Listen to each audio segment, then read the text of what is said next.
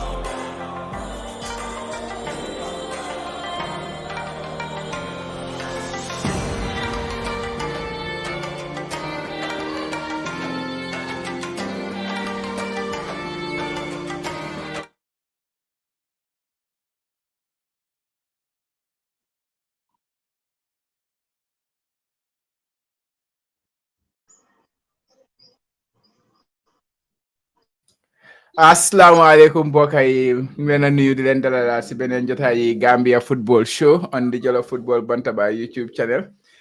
I'm your host Chama, and as usual, I'm with my co-host last week, host general Coach. But how was the hosting last week? Chama, Alhamdulillah, it was okay. It was okay. The Indonesian audience, they never come to the Gambia football show. Brought to the Football Bantaba, home of Gambian football.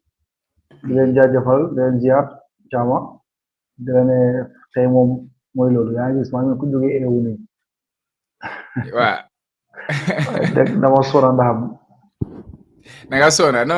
I know. They must am tàngal bu métti biir Manjai foofu noonu moom ne si waxtaan si suñ duggee si suuf xam naa loolu moo jàpp sa yaram mi fu mu nekk nii.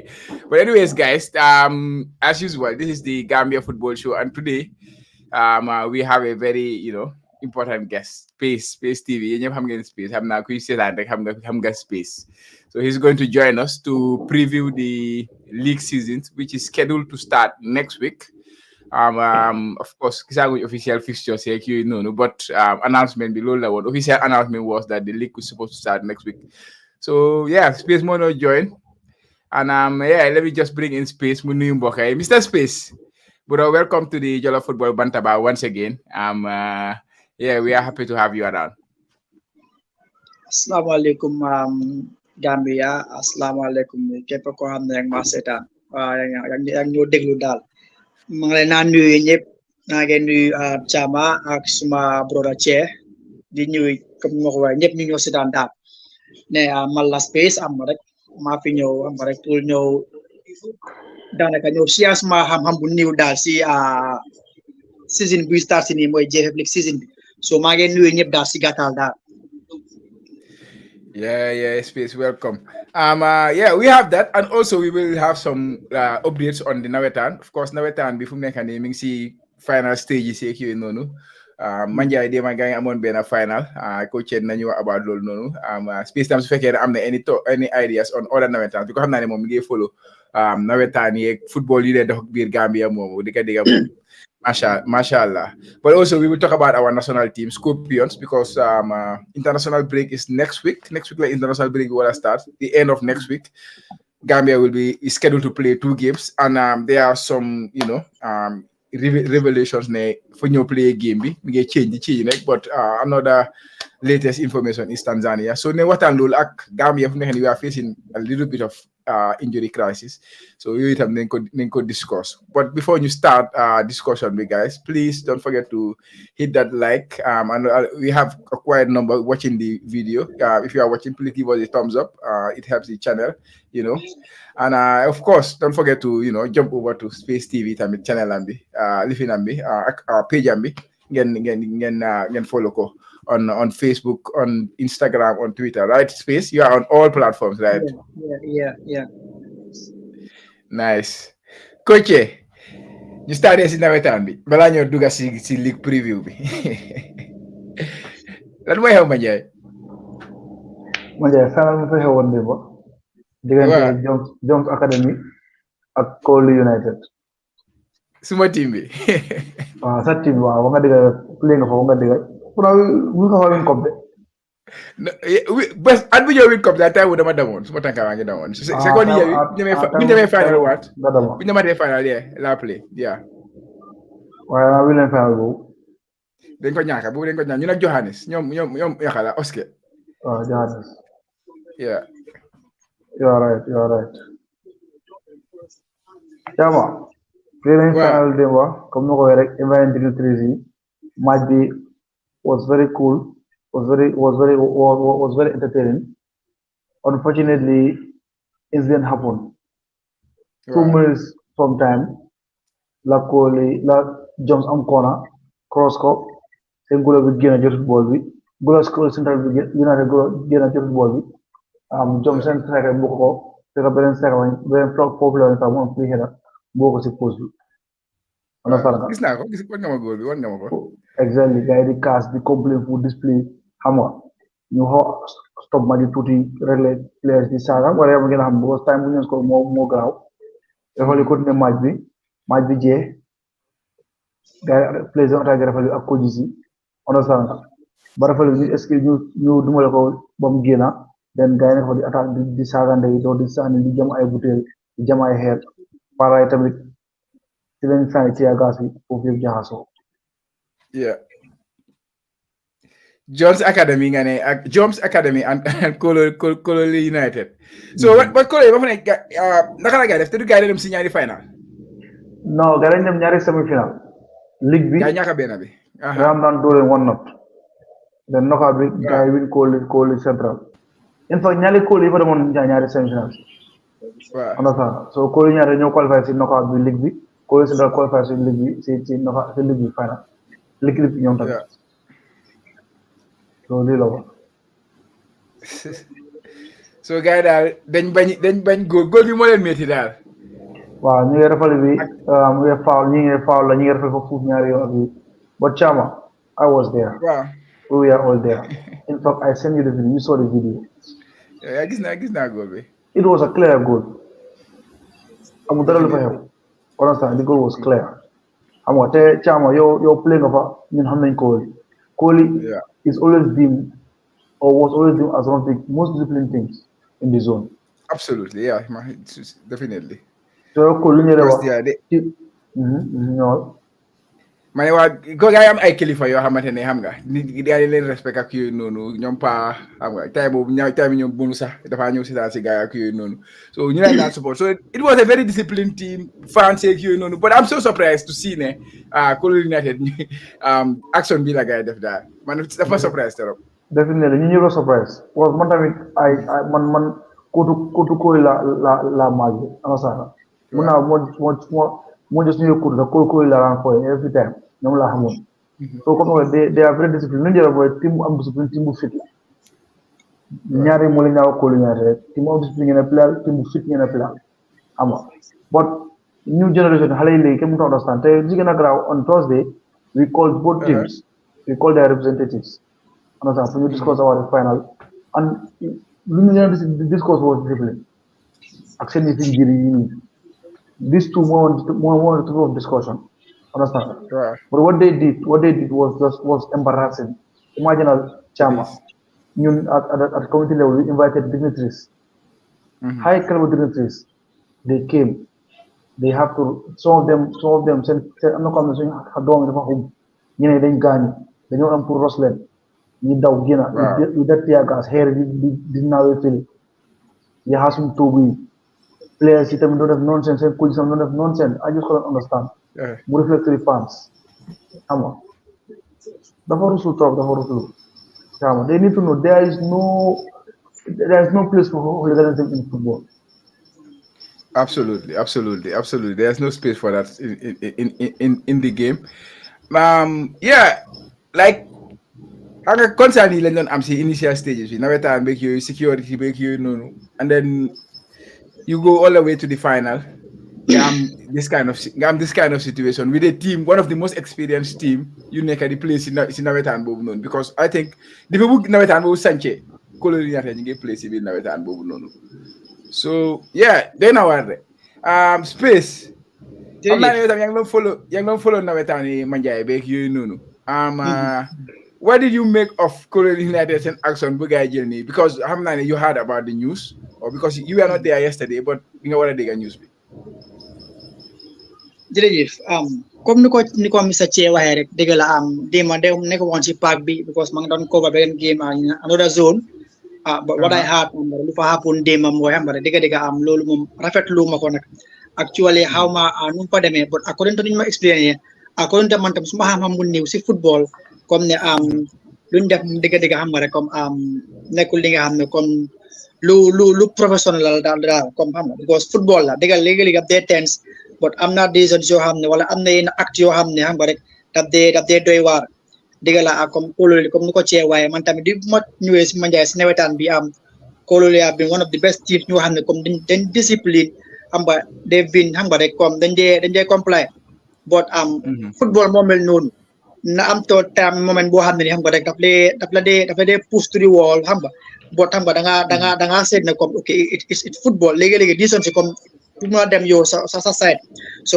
basically comme lu nga def daal ak boobu daal xam nga rek man daal rafetlu ma ko daal to be honest sama dégg la comme according ni ma ko expliqué yow ma ngi si groupe bi xam nga waxtaan naa some of their fans tamit wax nañu ma ne comme xam nga rek waaw lii moo tax ñu def ko lii ak lii kon after xam nga some of them ñu ngi wax ok xam nga rek comme dañ meroon ak yooyu xam nga because of situation bi ñu meloon na boo xam nga si gàttal daal nekkul li nga xam ne xam nga rek lu waroon a am la dara wala lu ñu waroon a def boo xam nga rek lu gën a rafet mooy naa comité bi ñoom dañ jël seen rôle ak yooyu seet lu ñoo def daal definitely it's an unfortunate situation but yeah so what's next coach here what's the next action that you guys are taking as a committee at the committee level okay Chama ñun tey ñu ngi war a amoon emergency meeting at night te lu gën a gaaloo mbir bi mooy people that make decisions on all three fronts for Manjai they were all there so when you understand why we have the committee which is us the executive we have an independent body called the appeal and disciplinary committee which ñoo xam ne yeneen ay kilifa ñoo fa nekk understand su amee matters yoo xam is beyond the committee we take it to them then we have the bigger body which is KM sport léegi comme committee su gaay findee su gaay indee case you go to the appeals committee. Because the decision. If a team doesn't satisfy with the ruling of the appeals committee, mun dafa jël case you go to KM Sports. So KM Sports ñoo dem mu mediate try rek la solution. In this case nag ñëta ñi yëpp ñu fo ñëta yëpp they were all eyewitnesses in the incident. Sorry, I told you. Like just few minutes ago, KM Sports page, they were saying like we at Manjai we should take drastic decision, and at their level also they also take decision because they were eyewitnesses. So we use them to decision, they will take their own decision to back our decision. For example, let's say you ban team, for example, ban team or ban certain players. KM Sport can also follow the ban to all zones within KMC. Yeah. I don't understand that. Well. So we are not taking this thing lightly because there was someone who almost lost his life. In fact, I think he lost his eye. Seriously? Yes. Wow. Yesterday at night, I'm on round Bir Manjai. You know how different videos, you down, you am problem. The one of them didn't say. But unfortunately, Kuga got bottom bi koku mu ngi lopitan still now. Wow. Mom fancy jonga. According to lu ma dégg mu ngi woon démocratie. Ay ministre lu koy wax mooy dafa ne boy muñ leen lii football rek la lii amul dara football rek la. Le gars yi gestu ne ko football rek la nangam rek lay saagande nga ñu tef ne saagande mu la ko muñ. man from a distance maa ngi gis foofu mu ngi jaxasoo gaa ngi jël toogu di ko dóobee nit ndekete moom la woon. Wow. Chama kooku was bleeding after ko indi si biir field bi sax Red Cross yi di ko check mu ne imagine lii su doon naaj bu tàng la kii mënoon naa bleed bu serious boo xam ne sax mën na ko indi problème bu serious it was just bleeding imagine after 6 to 7 kër baa ngi sedda mu ngeen bleed ju métti yu noonu toog su ne ko naaj bu tàng it was very serious Chama it was very serious mu ne police pareil dañ oote waa reinforcement dem ba Johnson yi Gaddafi Mox ak Johnson yi Manjai yëpp ku régler solution di daxa nit ñi it was crazy suñ bunte yi gars yi di ko try pour yaaxa Chama even suñ ticket sellers yi 2 of them dañ leen attaque jël seen téléphone jël seen xaalis gaañ leen. Wow. It was serious. It's a serious matter. It was a serious. It was a serious case. Seni, this is a serious case. Welcome. Xam naa ne dem nga ñu mis nga start but nakam nak nu fa demee. Waaw sant yàlla maa ngi okay nuyu naa ñëpp especially suma koto bi Hamadi ak Che. Happy to be here. It's a pleasure. Nice. Yaa ngi dégg Che lu ma wax ni. It's a very serious matter, right? Yeah. Dégg naa ko game moom hooliganism moom has no room in the game, you know. So in football, absolutely. Yeah, mom is quite, sad, but hopefully committee bi, dinañ mën a xam how to go about it, yaa xam ne duñ mën a am a repeat of this, but definitely li dafa sad. Absolutely. It's really, really sad. It's really, really sad. Commenting again, the same thing. Hooliganism has no problem no problem. I mean, has no space in football. So I wouldn't submit the video to the police. Let them investigate and let the cow deal with those found guilty. Yeah, definitely. That's the law. Deal with those found wanted. Definitely. Anyways. Let's cut that one short. Of course, it's a very serious matter. Now let's see what the outcome is gonna be, and then maybe hopefully next week we will talk about it more after you have your meeting at your own level, the community level. Then we will talk about it more. But diga, very here, mom. I hooliganism yini mom. The lot of need to play football. Definitely. Wow. Yeah. But space you madam yang dem on Nawettan, yang dem on East, right? All our West can dem. How is Serekunda East? How is Nawettan going in those regions? Serekunda East and Serekunda West. Well, Serekunda East lagina concentrate than Serekunda West. West pana bena my lava sedan season B, but Serekunda East mom am na Serana game subari especially this Bundung team si. Demba Rangers ñoo play ak United Stars da dina game bo xamne comme rival dafa yaaka seen diggante ñaar ñooñu ever since xam nga boo dañ jaxasoo because ngi benn area bi so it was a well contested game but unfortunately Rangers ñoo mujjee win si last 10 minutes si ñoo mujjee score free kicks last 10 minutes si then ñu qualify to the next round, that's the semi-final. Both teams played really well. Second game it was somebody Ebeji ñoo doon play ak future bi boobu foofu sa place daan because after amoon arrangement doy but dégg naa ne after dañ mujjee win Ebeji si on penalties right now Rangers ñu ngi taxaw si league bi semi-final United Stars tam ñu ngi taxaw si beneen knockout tam semi-finals for now benn team rek moo taxaw ñaari league yi semi-finals mooy Leeds United both in the league and the knockout cup right now ñoom ñoo taxaw si both FA and the league si semi-finals yi so right now comme nu ma ko waxee rek daanaka almost ñu ngi si end of part bi si nawetaan si comme Manjayam play leen seen benn final bi des na benn Baka tam fu na agarañ final so basically daal nawetaan si daal su bare su ndaw benn daw daal roughly 2 weeks daal dafa jeex daal I don't know about Brikama xam nga tamit ñu ngi si quarter final si Brikama because loolu ma waxoon so xam naa roughly su bare ba bëri daal 2 weeks daal nawetaan si daal dafa jeex dafa jeex. Yeah, Seni mom Bakaw la gën a focus. So how is the Nawettan going in Bakaw right now? Well, ñoom finance lañ nekk for now last week lañu play knockout bi waaye ñëpp xam nañ ne lu happen disaster bi in Bakaw. So gars yi ko mujjee cancel, waaye ñoom both league bi ak knockout bi lañ nekk léegi si finance yi. Okay. Coach, can you update us on Banjul and the other zones, West and Birkama? Maybe you are aware of their like Wow, Fugai so Tolu. now, ñoom tamit this time around ak leen quarterfinals, Banjul tamit likewise. Xam nga, man na Banjul ñoo gën a surprise because given the fact they have lesser teams and they started early, they were also playing morning games. So I don't know why Senegal time believe. Moom pour man Banjul moo njëkk a jël zone si yëpp, to be honest, loolu laa foogoon. Xam nga, but fii la kay toll, but comme ni ko Kebe waxee, most zones are in their final stages, understand nga, boo xam moom ni ko leen sax su doon seen dëj bi, ba ne time Senegal time waroon naa jeex, xam nga. So foofu lañ tolloo daal. Foofu leen tolloo nice. Kon ñu close case yi nawetaan yi ñu dem si Scorpions yi then ñu finally ñu talk about the GFF League Preview boobu la ñu close tey so next topic bi mooy the Scorpions waxtaanoon nañ ko si space bi nag moo nekk affaire yi injury situation yi ak yooyu noonu but gis nañ ne Tom he had an interview sa waa ji moo ko reveal naka la tuddaati let me just post it. Yeah.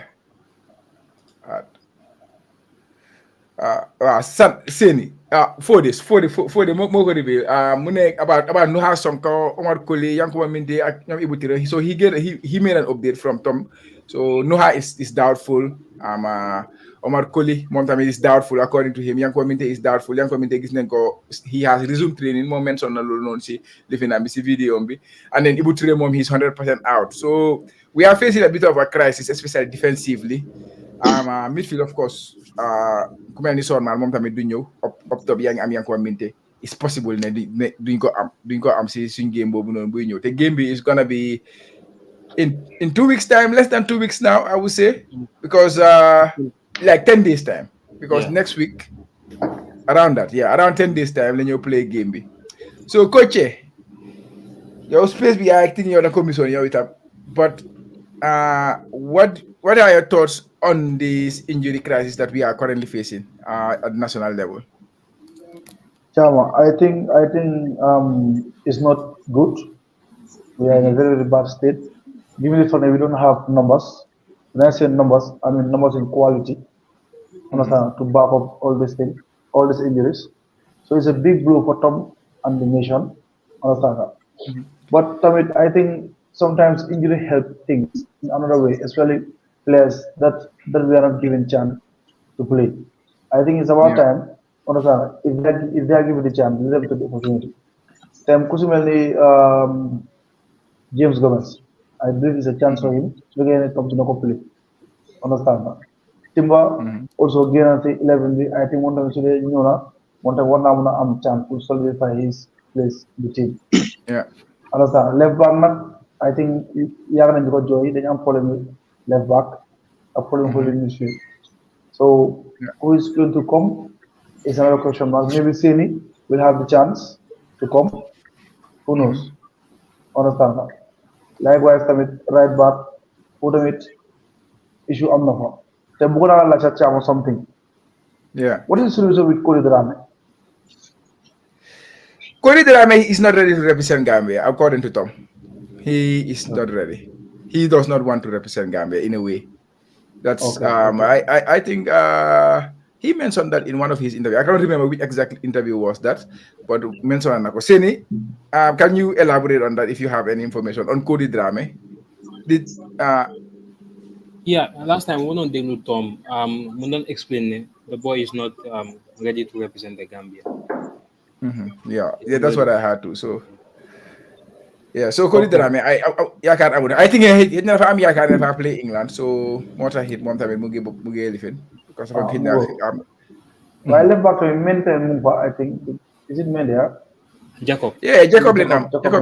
If I want injury, mom time inside there, why he's back? If I want injury. Okay. I think somewhere right.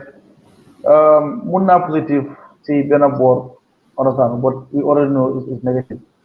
To be honest, understand. There's on the players don't have no gain. So whole in between how to call it? Omar Koli. He's our Omar Koli is our record appearance holder and our captain. The whole Ibu Ture.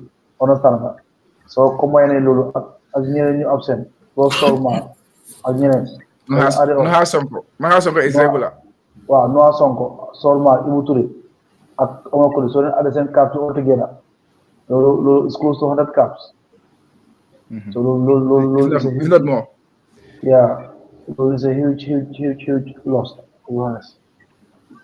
Yeah, definitely. Left back is a big concern because we rely heavily on Ibou Touré, Ibou Touré because the women that retire, at least time when they have Ibou Touré nga am da ñu ngi compete for that position. Legally sax ñu move Ibou Touré to right back. So you have reliable options there. But right now, I'm not saying Jacob is not reliable, Seni is not reliable, and Jom is not reliable, but they don't have that experience. Seni, he has never represented the senior team, and right currently he's not played for his club, to be honest.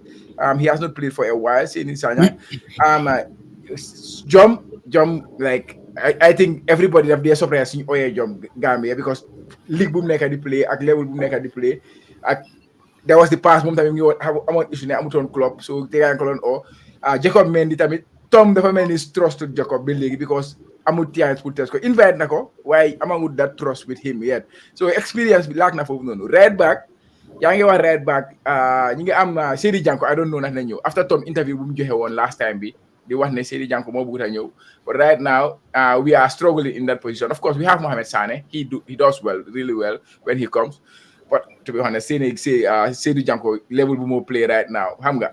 So yeah, center back it ñaari like we don't have a lot of options there left. Maybe ñoom Alaaji Seen dafa des yaa ngi wax James Gomez is an option. It's a worry, right Seni? Yeah, man. Injury Seni. Yeah, big blow going into these two important matches. But I think coach li mu na nekk a blessing in disguise. Understand? Why right back issue bi Seri Janko su nekkee dañ ko mën a enhance, we can do that.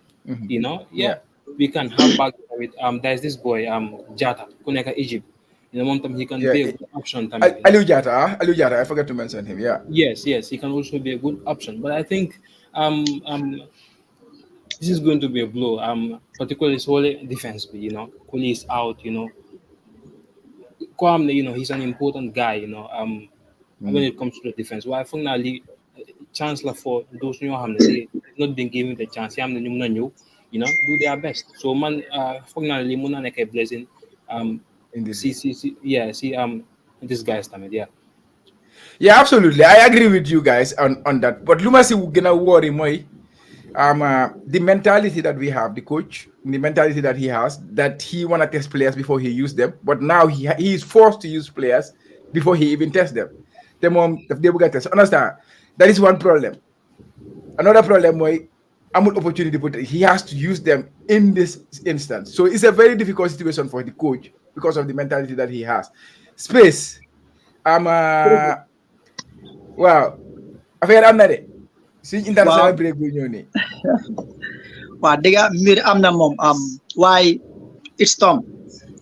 Tom dafa nekk coach boo xam ne good comme moom dafa am ko lifin boo xam ne comme teamam boo xam ne comme mostly comme ñi la di gën a focus on dëgg la players su ñoo miss ni su fekkee ne comme duñ mën a ñëw ba rek dafa nekk problème si benn boor because ñi su ko bàyyee ñu bari ñëpp comme starter lañ te they are very very important si team bi ba rek comme expérience tam mu ngi fa lu ma gën a nekk di daaw si mbiri Tom mooy dafa nekk di lose place yoo xam ne comme bu mu ñëwee ñoom la dooral so mu ngi lose gars yi benn soo ko bàyyee li bu mu tëkkee bàyyee place yu fa nekkoon ñi ngi dem so te moom ñi la gën a xam ñi la gën a use ñi la gën a nekkal daan yeneen place yu nekk di ñëw yaa ngi gis so mu ngi lose yooyu noonu ñoom Yusufa Bob yu ndéem de ñoom Sol Maat ñoom Ibrahima Soxna ñoom ndaa ñëpp a ngee bàyyi ñëpp a ngee dem so yeneen ñu place a ngee ñu xam ne comme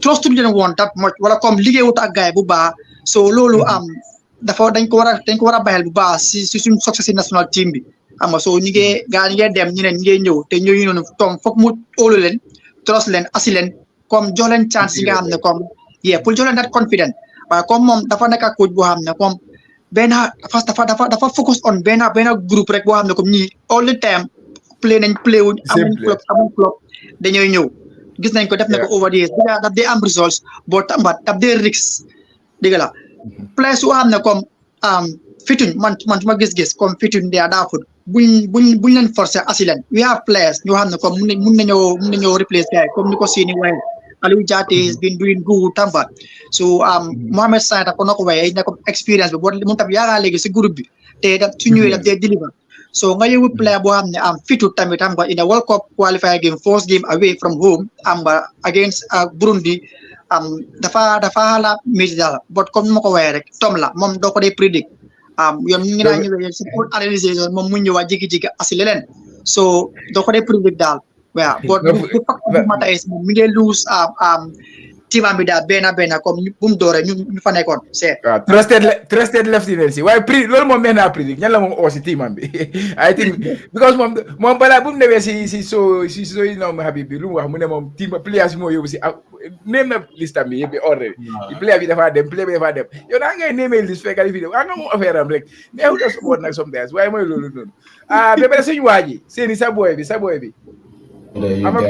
ama play vidéo bi yaa ko video you can give me video he was speaking. I just got thrown today in the pitch. I miss you guys too, and then I hope to be back on the pitch soon, inshallah, by the grace of God. Yeah, because the recovery is going good, everything is fine now. I can run now, I can do a lot of stuff with the ball also. Yeah, I hope to be back. Seni, dia nga sa boy bi. Dafa mel ni yaakaar am na foofu tuuti de dina ñëw de. But man, I don't think club did not release, considering the state of his injury. Understand? But I think we have guys, they can equally do the same job like Kia Bambala. He can come in, but I think Yankuba Sunyo would load the fan a big club. But man, Gomna, we have a lot of choices. So let's see right side of Gambian team. Yeah. Well, I'm going to door na ball work because hamstring injury at the end of the day. Door na ball work, me work on the grass and stuff like that. So I'm not worried. No, from my little knowledge of players should never be to that level. Understand? Luma de ding as come to club because I'm follow hamga. They muna gis player them na jugena injury. Is from hamstring injury? Door na grass running, door na the play ball work. So you have next week. Maybe he might play in the next game. That is next week, right? Not this week, of course. Yeah. Next week, he might, because that's where whole week to prepare for. So to play a game, there is a chance. There's a chance. But, no go hella. They will know international break is coming. The club, they are always smart. Okay. So go play a game, Bini. So go country MOA, he has to go. But so go play with game, Bini. So go country MOA, he cannot go. But they now the young meet them on Helad. Understand? That the Fabuga them. Mu push wala hamga. But anyways, man, I want him to be fit. If he's not going to be 100%, I don't want him to risk it because he has a long career ahead of him. Yeah. So I want to preserve him because we all know where we want to see him go. So I will not risk him, but definitely if he can, it will be a big plus. Okay, so Subway. Okay, lolu mom lu am la nako lolu mom lu am la. No, nañ jël lu gën ci boy bi rek for the time being mo gëna important am. Moo gën a important. waaw ni nga wax yow nga yëpp su play club mënuñ ko ay mu play waaye su play next week moom duñ ko xalaat sax. Yeah, definitely. Eastern Sports Time they reveal game they will be played. Our two fixtures, Burundi and Ivory Coast, will be played in Tanzania. Of course, we last time we wax ne Morocco lañu waroon a play game because loolu leen déggoon from Mamadou Ba. But how many guys change in Tanzania because Burundi they choose to play their home game in Tanzania. So Gambia decided to stay there. 4 days later, they will play their home game against Ivory Coast in Tanzania. And this is the stadium, Nakala. Kappa. Kappa. I cannot pronounce the name. Kappa Stadium. That Kappa. Benjamin Kappa. I said former player, I forgot today or something like that. Yeah, but when you see guy reveal dara GFF hanga ni li moy sen li la lay wacce sa guy neexu ñoo dimbali 1 week 10 days a pour Gambia play you have already decided where you're going to play just put that but like any any social media account you post make sure you post nako because this is your job but be legi fu la ñoo neka Eastern Sports personally 2 days ago, but GFF posted. Understand? Then they buy sell. But what do you make of this? The fixture being played in Tanzania? Che.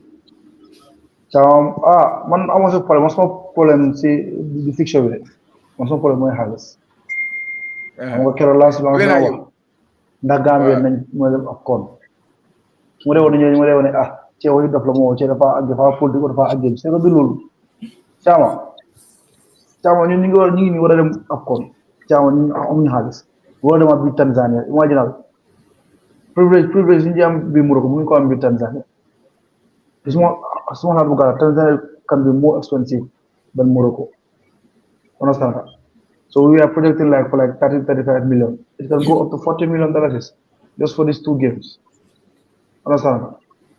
Yeah. People show me new angle. So train. All those things, charm. Logistics you involved over our body.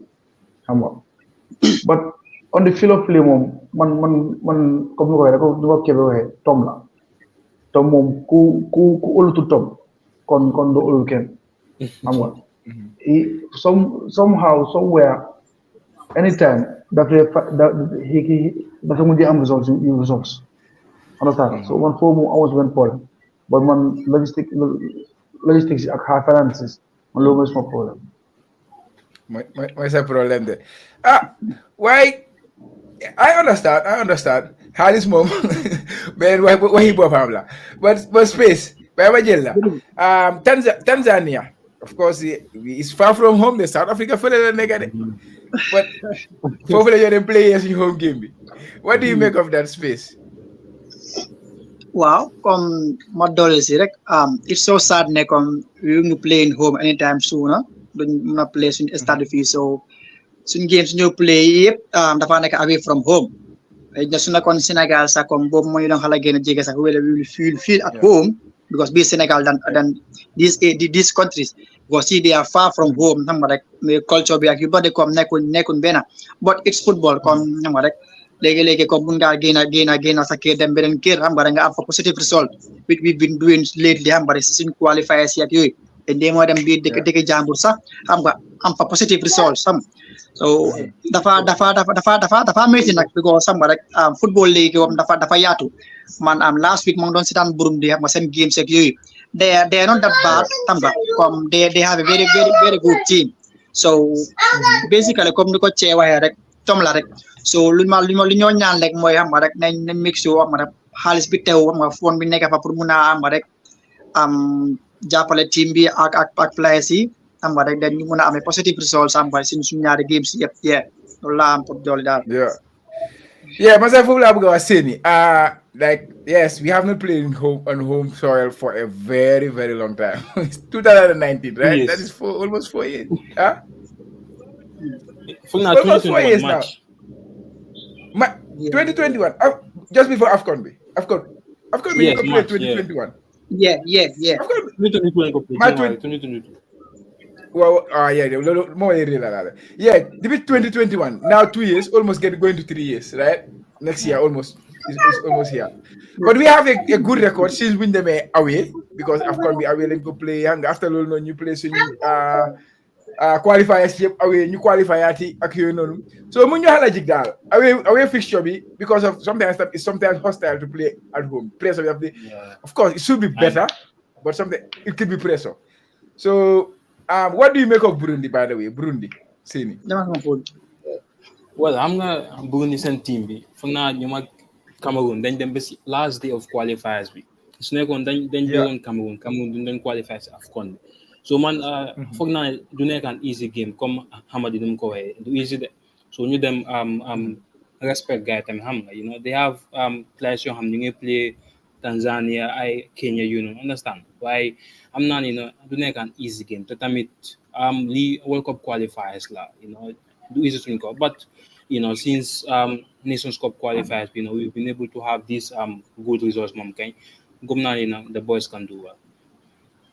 Hopefully, yeah. Next week we will come back and then preview that one, preview those two fixtures. We maybe talked about because hopefully the squad will be out by then and we will have all the information clear from Burundi said GFF then and Guinness stuff like that. squad with a small mistake with sir. Yeah, Burundi, you haruñ gis naa seen squad bi. I already saw their squad, but I don't know their players. That's difficult. But of course, I will do a background check on their players. Do say foofu la lay play Sadio Barahino. Ku nekkoon West Brom. Wow, ku nekkoon Stoke noonu, yeah. Wow, mooy seen captain bi. Mooy seen captain bi, right? Yeah. So but anyways, we will do a more in-depth preview of that game next week. So ñu dem waxtaan about the upcoming league season. Bi tamit damaa njëkk a attaque GFF balaa maa dugal space suñu league season bi space GFF man GFF ma ne bàyyi tay de but yow yaa ngi announce nga draft fixture next week la league bi di start de 5 days to go, right? Sunday, Monday, Tuesday, Wednesday, Thursday, Friday la league bi war a start GFF ba léegi seen official website bi postaguñ for anything wala seen page bi postaguñ for anything li wax ne this is the fixtures for the league. One nañ ne league bi dafa war a start on this particular day but ba léegi kenn xamul fixtures yi draft la man fixtures yi kenn suma nit laa ko jëlee because moom mi ngi run si beneen club mu seen ñu fixtures yi si laa am fixtures yi how yéen a ngi liggéey seen yaa ngi liggéey si Steve Biko si yow lay starté sax balaa maa dem si Steve ak Thie yaa ngi liggéey Steve Biko lan la leen what is the update on the fixtures right now has it been finalized because draft leen senoon man from lu ma dégga gars yi ko maintain. That's what I had, because surely we just have barely 10 days to the start of the league. So naturally, gars yi mën a génne fixture bi léegi nii. So man foog naa ne draft bi la ñuy dem. Maybe venues can change, but I think they will go by these games. They will go by this game. So space ma laaj la right now naka la hype bi mel naka la préparation si mel team seek yooyu noonu fan la gars yi tollu daal pour start league bi am naa ne a lot of friendly games a ngay daw ak yooyu noonu but naka la hype bi mel general feeling bi around league bi starting what is it waaw comme ni ma ko dee faral di waxee rek GFF moom doo leen dee mun a predict but lu ma leer ba leer rek comme ni ko siini way league bi dina door comme si date bi ñu wane dafa door dina door mooy next week this week coming dafa start but am na fixtures yoo xam ne comme yu ñu waxoon si seen fixtures yi yu ñu fa bindoon comme dafa change am na ñoo xam ne seen games yi comme ñu ko war na play sa recognize dañ ko change so right now comme gars di saranguñ fan la ñoo yóbbu ñooyu noonu because am na teams moo ne ko ñoom seen fixtures yi comme dañ ko change ñu ko bëgg a yóbbu si beneen zone so right now si loolu la gars yi nekk dara gars yi the fact of the matter is that comme ba léegi ñoom GFF ñoom ba léegi gars comme seetu languñ ne comme fixtures yi game bi fii la moo amee game fii la moo despite ne release nañ seen fixtures yi waaye xam naa fii balaa game si league bi di start comme nañu waxti mu nekk comme exactly comme yow venue bi nga nekk fii nga nekk dañ koy comme defoon nañ ko si fixtures yi but dégg naa léegi ne comme am na team yoo xam ne comme change nañ seen venue so it's GFF daal doo leen mën a prédire comme noo koy waxee ñoom ñoo toma am Coach yéen a ngi war a am meeting ak gars yi seen fil bi naka la da ngeen koo paas gars yi man Ndiaye pare ngeen pour jox ko gars yi waaw man sax loolu laa bëggoon laaj seen are they still going to maintain the same venues ndax la because soo nee dañuy maintain fixture bi arosanga fixture bi tamit dañ fa defoon venue ak arosanga xëy na déet la amutoon but are they going to maintain the same venues or not well am nga comme ni ma ko waxee last week man Ndiaye boobu they are not sure but ñoom ñu ne gars dañoo dem foofu ñu xoolaat foofu ndax mën nañoo play foofu games yi foofu but they are still not sure ndax Manjai dinañ mën a host games yi foofu okay because Chama ñun receive nañ message from them on Wednesday nañ ñëw si field bi Manjai so we'll have a discussion with them and see na comme ko seen loolu moo tax gars yi bëgg ñoom meet ni so ñun moom we are open on GFF ñu ne ñoom I think we had a very good cordial relationship of recent so ñoom benn problème di fan ñu suñu tamit jéem a kañ so we have no problem with that yeah definitely space jërëjëf am na teams yaa ngi defaru nag because jaayante bi jënd baa ngi lifin ay xartaati clearance yi fële ne teams yi ne dañoo joxe clearance ñeneen ñu bañ a joxe clearance ñoom Real yoo xam ne ñoom Wally daal yi ngi gis yaa ngi coosi yooyu noonu daal waaye yan team nga gis nekk fu mu nekk nii daal teams yoo xamante ne yow ay man nga gaay nga ne teams yi nii they can cause a big problem or they can be a big surprise in the league this season yan team nga gis ñoo xam ne daal seen doole daal fu mu nekk nii ñu ngi ko wone ci pré-season bi. jërëjëf ma fana yóbbu nga ma waxuma ne fu ma gën a munee sax waaye comme fu ma gën a focus on mooy si GFF League bi over the years fu la gën a focus dëgg la league bi nag to be honest doo ko dee mën a predict especially Afrique comme Europe dañ na balaa Premier League bi sax par exemple yow di nga ne Man City comme ñi soo waxee comme dañoo win league bi but GFF League bi dëgg la that day difficult pour nga predict ko waaye there are certain teams yoo xam ne comme dafa day leer ne comme ñii nii they will be at the top xam nga rek because of xam nga rek seen team bi ni comme ni ko structure yi ama play su koy ak yooyu in a long run dafa day leer ne comme ñii dañ faa nekk dëgg la for now man suma prediction according to lu ma gis si team si seen lu gaay transformé seen team si ak seen players yu seen Real di Banjul duma leen si génne because they are the champions so still I'll give them favorites pour ñu winaat league bi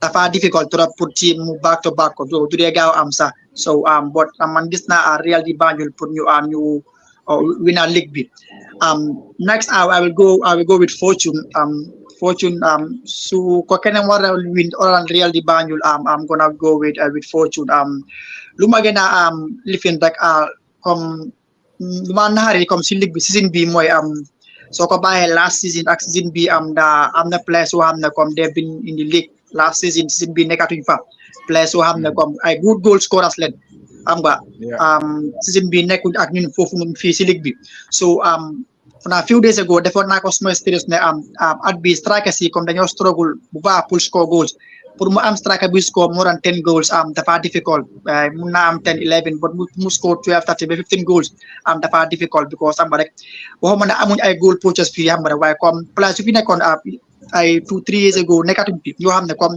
dëkk bi yëpp recommandé ne comme ñii dañ mën a score xam nga we have players yoo xam ne comme suñ fitee ñu wér keng they can score 15 or xam nga rek comme last ñu doon score like of Brikama seen striker boobu Papis Nyasi su fitee xam nga rek mun naa deliver BST Galaxy ñu ngi waaj pour sign pro nekkoon mais ay fana mini Diba Oil demoon Tengage moom tam su fekkee fit na moom he can compete we have good strikers though but comme ñoo xam ne comme dañ dee consistent every season foog ma ne am nañ ko fii dañ dee on and off am nañ mari moo seen benn player tam ñu ko wax Prince moom tam comme te bu def ni ëllëg bu def ni su consistent bu baax ko moom tam mun naa win so basically daal gis naa ne ñuy compete digga si league bi season bi pour ma top 3 I will go with Real di Banjul Fortune surprisingly I will go with BST Galaxy or TMT Wally daan they also good rek dañ dee baax but comme after ñoom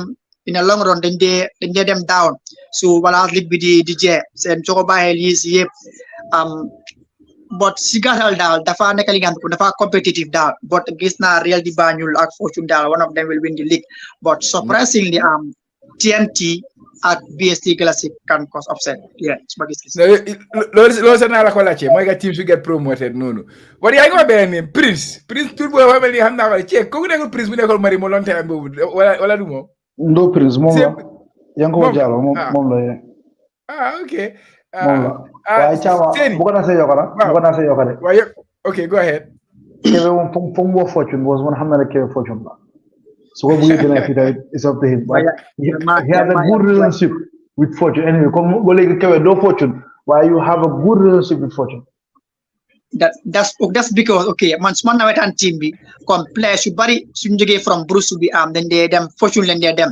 bi comme digal dama am relationship ci bagay dama am dat rapport but man deep down in me on xam naa ñan laa éene league bi ñan laa bëgg ñu league bi bo loolu même comme duma ko révéler Gambie fii comme ñu ko defee dañ connecté wu. dañ connecté c'est que yow soo yëngatu si affaire bi Yeah. So bul dugal Kebe waay bul worry Kebe bul worry dama ko caxawal Mahala yu ma manage yëpp from Bruce bi they go to Fortune so ñu xam ne comme man maa leen guru mag yooyu so tëj na comme dina wax loolu noonu waaye comme man xam naa deep down in me ne man ñan laa bëgg a ñëwee ligue bi which nga xam ne comme it's normal to any other person comme ne yow so absolutely bu ko faale waaye Chama okay go ahead Kebe am na surprise bu ma dégga benn sign bu ma dégga si dëkk bi understand ñu ko rumandaat understand BST la ñoo ko war a def te di nga sax joxe ko nomba ba pare nomba place su boobu ñëw joxoon nomba bi na yënga ko boobu man daal bu ma yëg boo xam ne comme sayna comme demagu trou mooy bu Rashid Rashid la bu ko gis naa ko si naa seen training ñaar ñetti yoon mi ngay trainer gaay so that's moo tax ma ne comme surprisingly mun na ñëw ligue bi bu ma mentionné Real di Banjul ak foofu because seen team bi dafa compact but surprisingly BST Galaxy moom ak TMT yu ma gis seen adjustment ni they can be title contenders but Gambia daa soo ko seetee club bu dee génnee fii generational talents Steve Biko la de so gaa ngi mbafu lu daa ngee ñëw xam nga soo waaji gaa ngi play tey fena gaa ngi mari mu prison baax na seeni gaa ngi naa rule out de gaa yi waxuñ seen team bi ne ñu ngi leen a lifin noonu so nu fa demee foo leen tollu ñun xam nga ñun moom kañ comme nuñ ko dee waxee rek giant killers la ñun mën nañoo ñëw surprise ñëpp understand waaye we are working hard ñu ngi work hard because xam nga transition lañ nekk nii soo lee ñaata nañ suñ key players yu bëri understand so ñu ngi try ñu am more young players going forward understand waaye nu ma la ko waxee rek giant killers lañ so ñun we can compete. So who do you have in store this year? Yan names nga ma mën a néemal biir Steve Biko ñoo xamante ne they can explode in the league this season?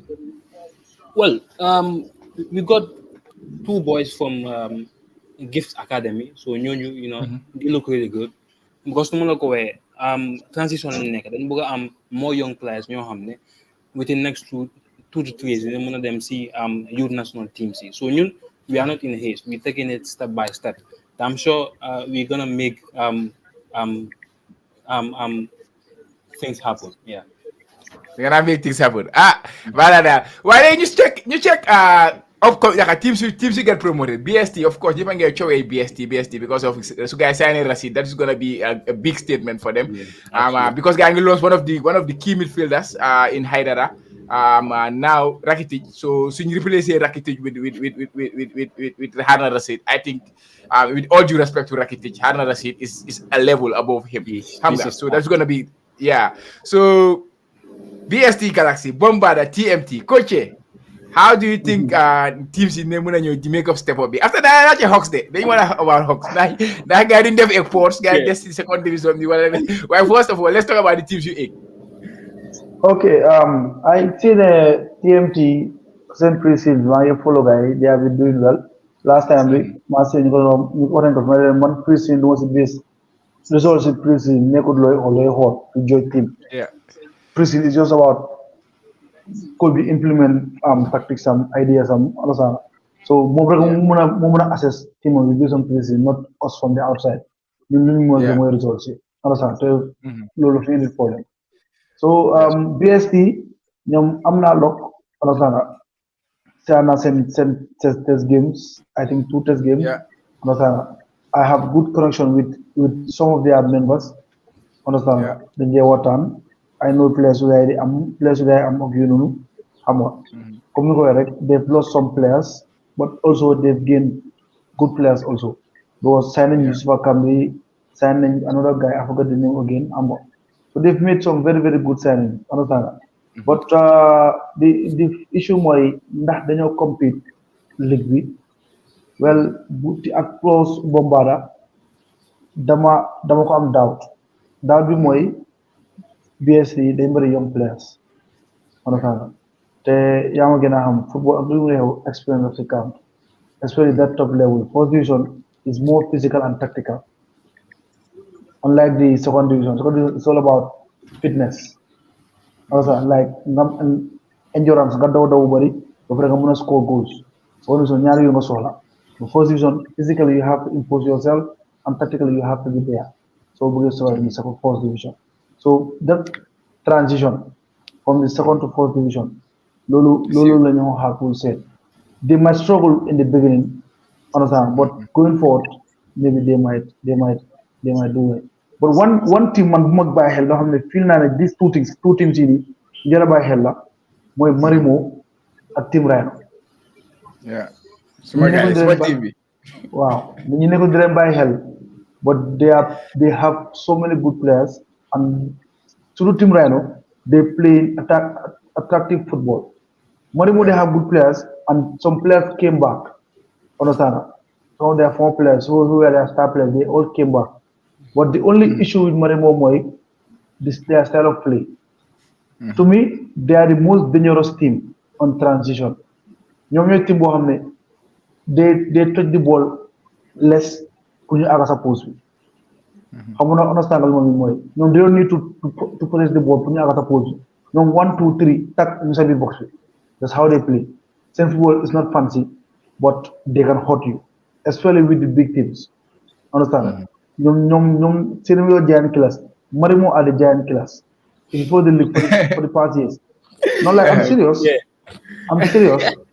kebe xam na li ma wax mooy lu ñu wax mooy Marimo dañ mu mal bi mag but suñu player teams ne fu la ñu amee problème moo tax ma ne the coach needs to look at that let him stick on with that tactic or that principle when he's playing with big team but when he's playing with smaller team I think like it's our time to try work on team of the process the theatres sa mooy nekk di coach bi léegi right naka tudda mama depuis kañ mi ngi Marimo mama depuis bu ma xamee football mi ngi Marimo depuis nawetaan waaw moom moo fa nekk ba léegi understand so I think that's the challenge for him understand if he improves on that Marimo can hurt him because last season they were competing so by but the last minute la gay dogo gëna ci race bi bu di in the race so man daal ñaari team yooyu daal ñu jara bàyyi xel leen daal so ñaari team yooyu ñu bi ko nag am nga ñu president tournament bi dem nañ ba final so yow no tey na leen sira so na mën a mis boss na mën a mis mo assessment mo leen sané tey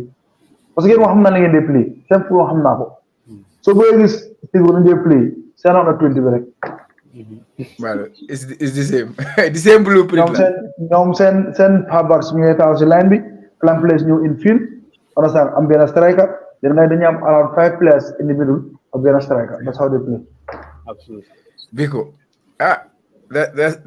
that's cool waaye TMT space TMT tamit war nañoo bàyyi xel gars yi de because xam nga ñoom tam gars yi ngi liggéey seen président xam naa ne bari na affaire nag tuuti waaye mi ngi liggéey dafa gars yi fa am suma boy bi Batis Batis a bien taal de c'est moo tax am fu naa sama biir wax ma la wax ne am surprisingly am gis naa jox naa TMT ak BC Glass ni comme mun nañoo was upset because they've made a very good signings man tam gis naa seen signings you guys def TMT ak BST yuñ def ak yu ñëw yu xam ne comme ñu ngi pending te comme am naa ne in few days time nañ secure yooyu yëpp so it's gonna be competitive Batis moom comme ni ñu ko waxee moom tamit xam nga rek fàtte woon naa mention mbiram moom tamit amoon jalola bu mu fi defut si ligue bi fii win na fi golden boot fii si ligue bi so good goal scorer la push la te def na ko si second division bi xam nga he's been scoring goals for 4 in the second division so comme we expect that from him in the first division too xam nga rek because TMT da nekk team boo xam ne dañ ñëw ak doole because football nowadays so amee ñu laa baax am gannaaw bu taxaw rek da ngaa dem because Gambian players loolu la nee bugga comme ñu kuy naa motivé xam nga rek taxawal gannaaw ba mu seen gannaaw mystique nda gannaaw xaalis ok non maa ngi doon ñëw daal moo tax mu bàyyee gannaaw dama ne comme players yi ñuy daa motivé financier xam nga dañoo dem ñun xam nañ Gambie fii nu mel players yi soo leen diggee good match bonus rek bro dañoo jaasen bakam jox la li nga bugga soo ko gisee team su dee struggle si ligue bi yëpp comme financier la comme strongul gis nañ ne la moo tax Gamtel ak ñi ak poste ñu relégué daf si bokka so xam nga rek comme strongul so TMT duñ ñëwee ak BST comme ñu ngi pompe xaalis xam nga rek si players yi ak yu ak xam nga rek structure bi mu fa moo tax Real di ba léegi moom mu tax mu ngi si kaw ak gaay fortune tam ñu gis nañ bu mu ñëwee comme gis nañ ok stratégie bu mu ñëwee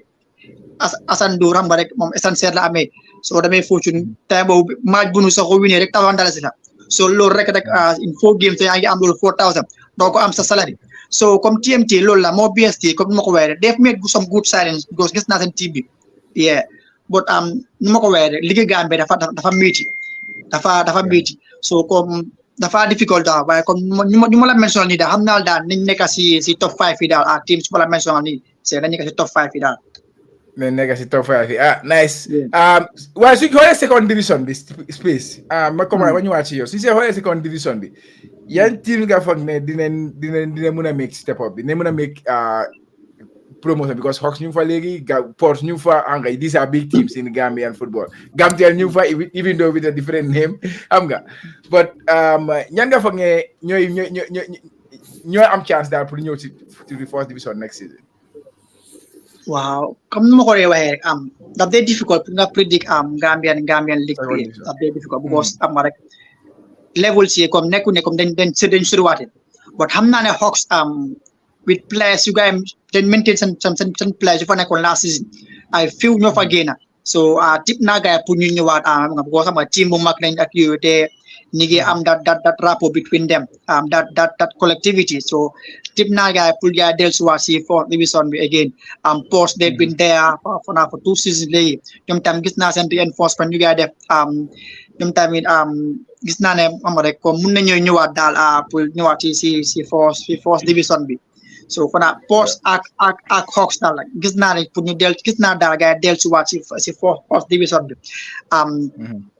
Dutch Lions mooy Gamtel ci buñ jaay ak yooyu ñooñu ok dégg la am nañ place but ñooñu tam gaa yi si rebuild team su ñun jina ñi yëpp gaa yi ngi rebuild so pour nga click xam nga rek dafa yel time te second division dafa métti xam nga Hawks dafa demaat team boo xam ne comme gaa yi yaa nga together so it's easy pour gaa yi amaat date ne comme some adjustment la gaa yi def rek gaa yi demaat bon ñi team buñ jaay la Gamtel dañ tas team bi so ñu ngi rebuild team bi xam nga so dafa métti pour gaa war a ñëwaat ak dat instant ak yooyu so man Hawks ak Gamtel la da pour ñu dellusiwaat si first division bi daal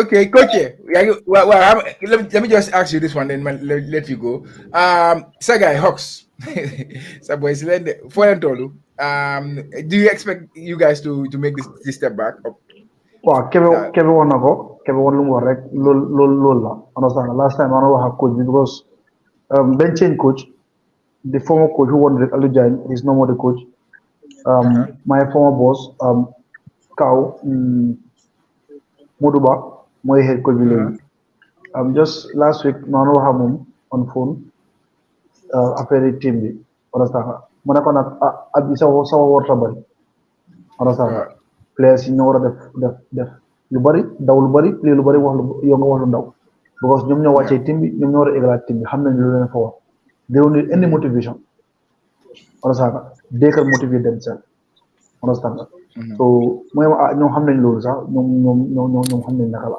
so comme okay they've maintained their players or now most of their players although they lost a key player Baylo ko dem na understand he's a key player but then again Hawks is Hawks. Understand? It's a big team. They have quality players there. So I believe the Hawks will come back. So I believe that. Regarding Gamtel team being over, Kebe, Chama, it's sad.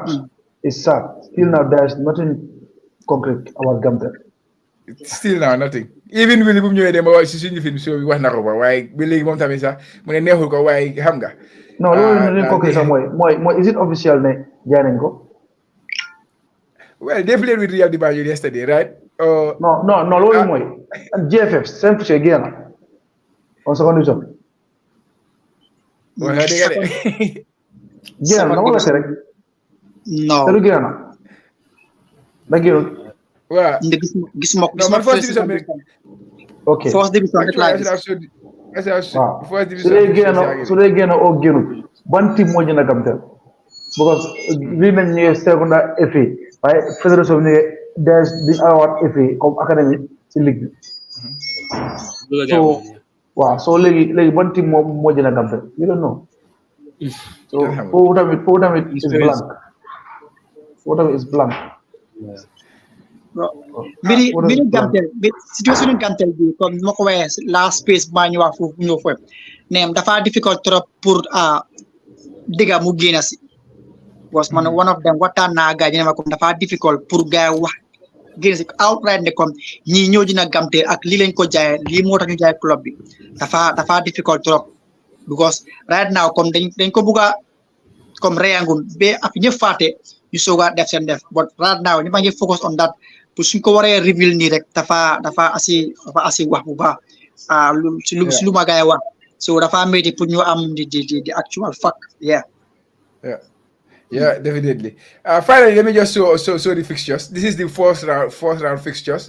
Marimo will play against TMT. Bombala play Falcons. Real de Banjul, they will play Fortune. And GAF, sorry, let me just remove this banner here. Yeah, GAF, they play Greater Tomorrow, Team Rhino, Steve Biko, Banjul, Samga, BST Galaxy, Walidan, Birkama United, Wa Banjul. Looking at these fixtures, I think the fixture that looks very interesting for me, it has to be BST Galaxy versus Walidan. For the simple fact that BST Galaxy, they are coming as a very, strong team from the second division, and they are going to develop very well. They whole team Walidan. We all know they are one of the powerhouse of Gambian football. Even though we did not talk about Walidan, they can always cause a surprise because Walidan, you never rule them out. For them they buy a second out like you neka hamga. Isi lo hamane they can't move because hanga so neke yaga di deftera. Like they ham yoni. Walidan see you like a bonga. 2 seasons ago, the guy win FAB. So yeah. So it will be a very interesting game. So guy mom Steve Biko against Team Rhino. So my team gonna play this Team Rhino. Never Adam. Baka Mini Stadium. Well, let's see because the games are gonna be on the 10 to 12, between 10 to 12. Actual date I think they gave it, but I'm not sure if they are official. That's why I did not put the official dates there. Fortune first game against Real de Banjul. Both of them are interesting there. Nyari team yo Nyari team yo exactly. Nyari team yo ngati pour to go all the way. So guarantee la amante. Dan tela amante. So kay testante sen dole si starting bi. Non la. But anyways guys, I think the show was nice and we discussed a lot of things. Of course there was this this sad event about the Baka boys and after Lulu more than at least 21 people am nga ñaka nañ ci sen bakken ñi ngi at least loolu nga mëna wax because the official information amuñ ko moo tax duma ci buga duga too much into deep but it is a very sad event space yow wax nga ci tuuti ak naka la football affecté loolu noonu mun nga ñoo portresal tuuti si sa live show boo doon def noonu boo doon wax nga just portray a little bit about it. Dëgg dafa métti it's so sad man bu ma ko yëgee daf ma naare trop dëgg la dee moom rek du jaas but ma gisee ne comme players su si involve ay first division second division players su si involve tamit dafa doy waar imagine like first division or second division player mi ngi am carrière mi ngi mën a football mi ngi am talent mu topp rek di dem jooni gannaaw bi bro nga xam ne bro dafa métti imagine for example suñ doon fay suñ first or second division place fii minimum comme first division la fay ay 10,000 15,000 ñeneen duñ def sa extra life because somebody yaa ngi play football yaa ngi nekk first or second division xam nga rek yaa ngi am responsibility xam nga rek ça fait sa yaay mi ngi màgget sa daal baa ngi màgget yow yaa war a xam nga rek léegi-léegi yaa ko def yow amuloo foo ko joxee team si luñ la fay comme daf du dee faj dara because man am naa rapport ak players ñu bari comme rusuñ pour ma seen salary ñeneen bu ñu woyee comme 700 la ndërsi ñuy $1,000 first division players dafa métti trop ma yóbbu full month football nu métti full month yaa ngi train suba kidding club ñu la fay $1,000 $500 700 loolu fajul dara so foog nga jéem a try nga maa ngi makam foog ma jéem a try ut beneen yoon boo xam ne dis man su ma duggee Europe naa si ma dimbal suma parents si dimbal suma boppa because gis nañ ñu bari comme suñu demee ba tukki dañ ko dee méeg ak yooyu so moo dee waral ñu bari dugg si yoon bi yamba because man Sénégal du ma lay toog digga ay comme first division player dem na back way because ñu laa fay ay 30 40 45,000 bro loolu rek at least loolu is good waxtaan naa place yu fa nekk gaa même place yu fa nekk bu gisee sama live bi gaa yi dama ne bro ñun lii moo tax ñu ñëw fii de du ne bëggu ñëw place suñu dikka waaye ñi ngi am ay family ñi ngi mag so moo tax opportunité bi bu ñëwee dañ ko grab ku nekk bu nga place sa dikka ak place ligue bi xam nga rek nga am lu bari foofu waaye ñu ñëw rek comme town fii team si nekkoon di la fay so xam nga rek yaa ngi nekk kër yaa ngi war a jënd passeport yaa ngi am yeneen sola ñaa dool so mu tax gaa yi ne mu tax gaa jël dat offer pour dem waaye du ne comme ne xam nga rek dañ ligue bi la au sous dañ bëgg a jël dat offer pour mun a am sustain seen boppam so dafa métti trop man daal lu ma advice kon ma ko waxee rek club si ak team présidence ak yooyu noonu dañu war a jëm a traiter lobby sponsor wala ut connection ut link dem si compagnie fii toog a gaay waxtaan a gaay bu football la foog ñu toog ñu waxtaan si ay des nag man dama am club nii ak nii ak nii ak nii government mi tam jëm a traiter du ñoo dimbalee am club si kii nii ne comme compagnie nangam yow da ngaa jëm a traiter di nga sponsor yi nga comme ñu involve leen daal lu ko may daal dafa gën a bari because place yi man waxtaan ñu bari ñu ne ak dee bi yëpp ñun tawut season bi suñu di dara ñoom dañoo dem ñu ne grand bi daal wala ñu traité li ñoo def te loolu it ma nekko di ñu dimbale we are losing all our best players to other leagues waxuñ ne it's good pour gars dem sign professional contract yooyu loolu lañ bugga waaye comme ñu xam ne comme ñu ngi fii di ngi start up jigi bàyyi ligue bi dem feneen because of lan ligue bi amul doole wala ligue bi amul xaalis dafa muy trop man na digga am rafetlu ma ko dara so nañ di ma try am bara protect players yi at least jox leen bro waaye bro mënu ma sign contract nga ma fay ay 700 $500 yoo xam ne $700 lan la mën a def $700 you hold that money Gambia benn bés xaalis bu jeex benn bés and some of them am na ñoo xam ne nekkoon di leen fay sax tey sax man da waxtaan ñu ñoo xam bro bi la ñun pass rek la ñu jox pass rek first division players pass leen dee jogaay te dégg mi ci daal we all know ne suñu ligue bi amul xaalis but dafa war a am solution dañu war a pour ñu jëm a try jóg ut solutions moo gën a am moo dégg moo rek team si ut solution ne comme lii maa ngi am ay players ñu ma manage foog ma ut solution pour jëm a try ñu ma am rek at least kontaan loo gaay bëgg loo gaay but it's sad. It's very sad. I know. So I had no, I know because I try to play. I play second division. The same thing now. Do you know pass only every time? Like sometimes you just like sometimes you don't go. So I face sometimes I do as a hardest move no. But I have that. It's so sad. It's so sad. I want to play in a league. You laugh I play in a team, first division teams, you laugh $700. Like it is really sad. This leave the whole. Say I'm getting there Baka because you are very same area. And most of the players, most of the casualties, Baka like I jogi. So it is really sad. They can't enjoy play football like guy different. But yeah, it's so sad. What's your thought on that, you two? No, man, I think it has to be a collective thing. Government has a role to play in this. And when you don't know about Gambian League being a professional league, so I believe government is on board. We can easily close the gap. Understand? But honestly, football league you understand. So Gambia be you do halis for understand. More government is important. Clubs as well. Money with a club, but to tell you the truth, solely players bury guys it didn't depend. You understand. But I'm sure with time, things will change. Why I'm not these boys go through a lot, they go through a lot, understand? Because solely for a player with that low amount of money, we know how Gambia is, understand. But I believe government with them, they have a role to play in this school, gap close. Close gap, definitely. And so of course, we have some national team players. They went through this way and stuff like that. Yes, it should not happen. It should not happen. These kind of things should not happen. It's so sad. But anyways, yalla success guys. No go ahead. This requires a dialogue, a national dialogue. It's not just football sector. It's not just government sector. Every sector of our society, they want to talk. You want to about it. I will take Coach finally. He's back.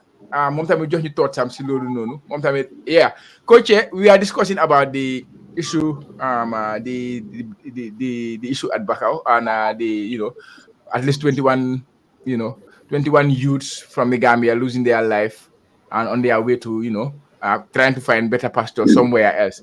Yeah. Let me take you finally, and then you close Sobi. Ciao. Jaayol bu daw yaram lu emotional loolu ne fan yëpp moo nekkoon wax bi si dëkk bi topic bi dafa métti te dafa ruslu being a small nation like the Gambia having all the resources possible caama ñu gis suñu xale yi di dee te li ñu ci gën a ñaaw la mooy dafa bëri ay footballers yu si dee ñoo xam ne they have elite players playing in the first division second division di jël yoon yi gannaaw bi that's a big question mark not only on the GFF but also on the government. This is a serious issue. Understand that? The country is still now mourning. So I think that li dafa jar taxaw seetlu reflect xool lan moo war a taxaw ndaw yi di génn ñun domaine buñ nekk mooy football lu tax xale yi yaakaaratuñ football jël gaal gënal leen player football loolu lu war a seetaat la life start life boo xam ne xamuloo kañ la moo nga di ko mën a méeg jaar si géej boo xam ne lu ne nga mën na see fekka caaw li mu laa woon ne we have bad governance in our country. It's not about politics. We are being real here. It's because of bad governance. So we are the future of tomorrow. We are the future of this country. At this suñu amul yaakaar suñu dëkka kon ñun dëkk bi ñan ñoo ko defal ëllëg si loxo ñan la moo nekk dafa taw yaram trop it's very emotional and you know me I'm an emotional person xam nga bu ko see sori sax daf ma mun na ma jox problème but the government needs to look at this yaa nga di ko wax government GFF understand nga ak all other how to call it institutions even National Assembly they need to sit down and look at sports. What was the sports? Understand? Starting with facilities, then financial gain. Understand? Sporting discipline is a moon achieve without the government. So, Tamada Lula Muna was the units in Yal, see victims and family. Bilen inna lillahi wa inna ilayhi raji'un. Bilen ñaanal fuñ jëm gën leen fuñ jógee di leen ñaanal yàlla malaaka yërmande wàcce seen kaw yàlla mu nga xam ne moo fa ñu yërmande tamit mu yërëm leen xale ajana wala juriñ ko fekk ñi nga xam ne tamit xam nga ñu ngi am intention pour dem ñu leen a ñaan rek nañu mun ñu toog xam nga xëj na yàlla na leen defal lu gën fii si dëkk bi parce que dëkk yi bari na opportunities mooy ñu si mun a génnee xam nga waaye foog ñu am lu ko war a unlock mooy comme waxee rek government bi ñu war a defar a level playing field for everyone di ñaan rek na ñëpp muñ rek xam ne métti na nag ñu ngi joxe ñu ngi ci struggle waaye yàlla baax na borom kool bu ñuul daal ñaaxa nga dara si kaw suuf loolu nga ma gisee waaye so maa ngi ci mu rafet si nañ ñu rek ñu toog yàlla baax na yeah nañ muñ but anyways guys yeah it's sad but I think we have exhausted quite a lot of time. So I would just like to thank Space for joining us today and giving us the preview of the league. I think it was a very interesting one. Do you have any final words before you buy like Steve Space? waaw loolu la comme kontaan si yéen rek am rek especially yow ak am rek ñu xam ne comme jël nañ seen temps pour déglu ñu wax ma gos easy wut am rek fana spending almost 1 hour and 20 minutes because it's not easy but di ñaan rek na ñaan yàlla ñu dugg si ligue bi ak jaama ñu jeera ko ak jaama yàlla kum jox ligue bi ñu nangul ko si jaama ma rek place yàlla protect leen with injuries samba rek ñeena ye comme ni ko waye ñu xam ñi ngi gaañu yàlla may leen seen bopp ñu ñëwaat a good season soobee yàlla mbara yàlla géy leen fi mbara upside a good professional contract boo xam ne nañ si mën a njëriñoo daal man si gàttal daal loolu lay wax daal maa ngi leen naan nuyu di leen jaajëfal ñëpp ku nekk sa tur ak sa sant di leen asalaamaaleykum asalaamaaleykum Space yow bi bay ñu bay la xam naa bii nañ déggoo inshallah we will have you again more as the season progresses and then take care bro. Okay, thank you. Seni okay Seni moom tay regular la si Gambia football show bi. Yeah. What is your final word for today? Yeah, again, content now to be here again. Limum learning place la. Then they janga from kunega if you understand. So content now to hamne. They've always been watching the show. Then continue like we'll try to do our best ensure that we give you the best of news. Absolutely. Thank you very much. And finally, my co-host, close affair bi. waaw Thiama comme di gërëm seeni ak space seen teewaay xam nga di ko rafetlu rek di ñaanal suñu audience xam nga ne leen ne ngeen jàpp foofu la bu leen ko bàyyi xam nga ordinaire su okkotee mu neex daal gën leen a okkot so ñu la ñaan ngeen gën ñoo support te mu ngeen a share tamit indi moo audience xam nga seetaan ko rek like ko comment si te doy nañ ko share ñu am moo audience xam nga because right now ñu ngi si lu doy waar te ñu ngi ñëw si lu gën a doy waar xam nga accord baa ngi ñëw te yaa ma gën a xam nga yu bëri ngay ñëw te Thiama am na promotion boo xam ne man sama boobu ma ko bëgg initier xam nga waxoon nga ma la ko nag waaye nañ ñëw rek yàlla baax na. waaw yàlla baax na am na yu ñëw si pipeline bi guys so make sure you stay tuned su ko defee ngeen xam luy dox fii nii xam ngeen seeni jërëjëf waay cee bro Diego then be next week inshallah we will be back on the Gambia football show and if you are watching guys thank you very much don't forget to hit that like you got your way subscribe to the channel and yeah until Sunday goodbye.